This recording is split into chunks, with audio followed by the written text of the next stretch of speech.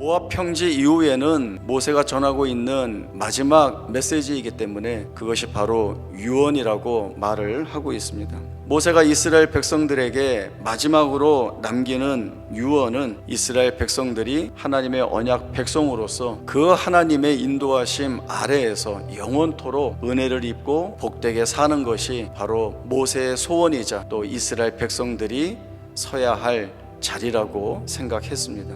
어떻게 보면 지금까지 이스라엘 백성들에게 하나님의 말씀이 대단히 풍성하게 주어지는 시대에 이스라엘 백성들이 서 있었다고 한다면, 이제는 주어졌던 그 풍성했던 말씀들을 붙들고 믿음을 발휘하여 살아야 하는 시대로 이 이스라엘 백성들이 들어가게 되는 것입니다. 처음 시작부터가 대단히 버겁습니다. 이스라엘 백성들에게 가장 중요하게 생각했던 모세의 함께 할 수 없음이라고 하는 문제가 이스라엘 백성들에게는 무거운 일로 다가오게 되었고, 뛰어넘을 수 없을 것 같다는 현실 앞에 이 이스라엘 백성들이 서게 됩니다. 그러나 이 자리에서 이스라엘 백성들이 기억해내야 할 것이 바로 모세가 남긴 유언입니다. 모세 없이 살아야 하는 자리에 이 이스라엘 백성들이 서 있습니다. 문제는 하나님께 맡기는 이 전쟁이 참 어렵다는 것입니다. 이스라엘 백성들이 여호수아의 지휘 아래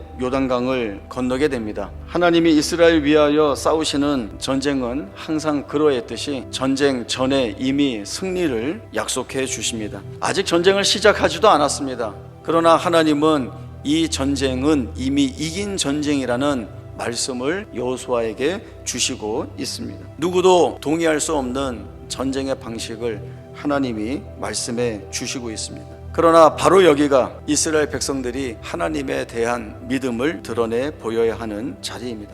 믿음을 드러내는 자리는 일반적이지 않습니다. 믿음이라고 하는 것은 내 이성과 이해와 상식과 경험과 상치되는 상황에서 요구받는 것입니다. 다윗이 유다 광야에 있을 때에 이 기도를 하나님 앞에 올리고 있습니다. 이때의 상황은 다윗이 아들 압살롬의 반역을 피하여서 도망가는 때입니다. 다윗은 자신이 성소에서 하나님께 예배할 때에 은혜를 주시는 그 하나님을 기도하면서 바로 이 유다 광야를 하나님을 만나 배웠고 은혜를 입을 수 있는 성소로 삼고 있습니다. 다윗의 이러한 모습은 우리에게 참으로 귀한 신앙의 모범을 보여줍니다. 우리는 우리가 살아내기 버거운 현실, 마음 아파하고 때로는 하나님을 향해서 불평하고 원망할 수밖에 없는 그 자리를 성소로 삼아라 라고 하는 그 말씀을 우리에게 전해주고 있습니다. 우리가 늘 기도할 때가 언제인가요? 절망과 한계에 부딪혀서 하나님의 도우심이 아니면 헤어나올 수 없다는 것을 생각해낸 그때야 우리는 사실 하나님 앞에 나오지 않습니까?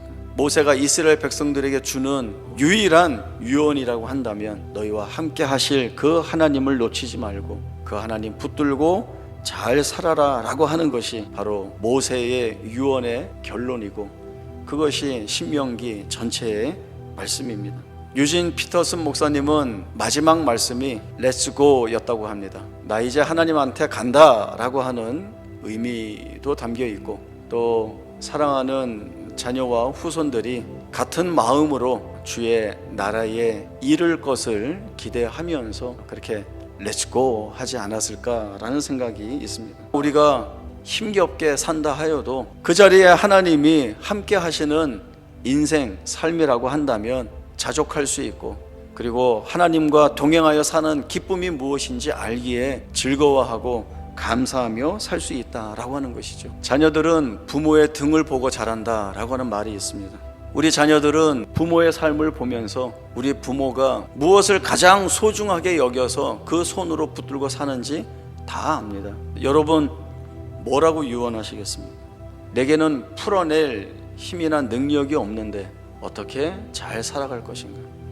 그것은 하나님이 해 주시지 않으면 우리가 할 수 없는 일들입니다. 이 귀한 고백이 우리에게 있기를 원합니다.